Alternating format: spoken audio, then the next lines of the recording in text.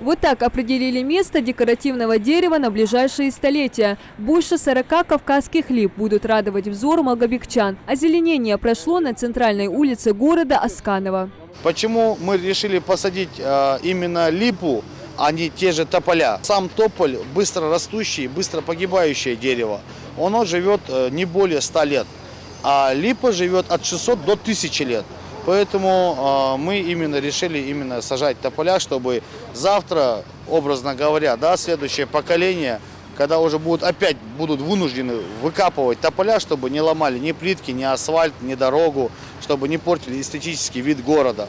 Не случайно для посадки предпочли кавказскую липу. Плотное густое дерево любит теплый влажный климат. Побеги у кавказской красавицы пурпурно-красные, а широковальные листья достигают 14 сантиметров длиной. Добрую акцию администрация проводит с активистами молодежного совета Малгобека. Мы вышли сегодня на данное мероприятие совместно в помощь администрации на посадку деревьев. Мы представляем Малгобекский молодежный совет.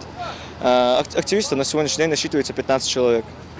В субботнике приняли участие не только волонтеры и работники администрации. К работе подключились местные жители, которые случайно стали свидетелями процесса посадки. Трогательное неравнодушие малгобекчан к судьбе города может смело послужить примером для остальных граждан республики. Случайно узнал, что увидел, и вот решил принять участие в таком богоугодном деле, высадке новых деревьев. Потому что здесь, я раньше помню, были старые деревья, которые уже где-то пришли в негодность, где-то уже представляли собой опасность для людей, прохожих. И вот администрация с молодежным советом, ребятами сажают.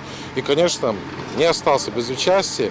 И, конечно, призываю всех жителей города тоже так же не оставаться безучастным в этом хорошем деле. Но одних рабочих рук в этом деле недостаточно. Для озеленения территории также задействована тяжелая техника. КАМАЗ, подъемный кран, экскаватор. Неудивительно, ведь высота деревьев более 4 метров. Учитывая, что это деревья с самого начала, они с большой корневой системой, упакованные в мешки с корневой системой, так называется, землей.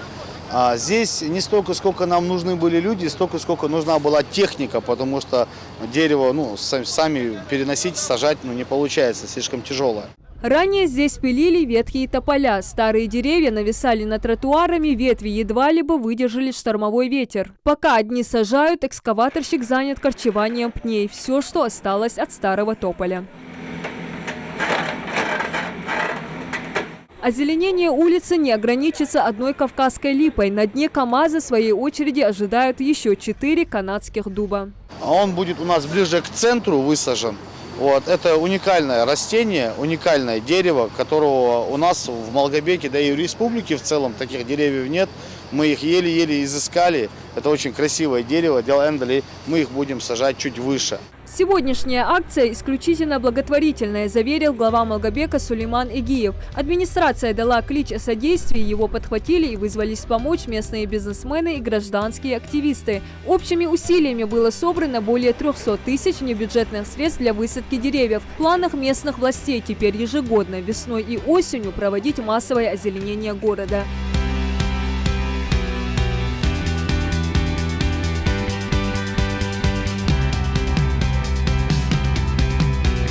Диана Дударова, Султан Булгучев, Новости 24.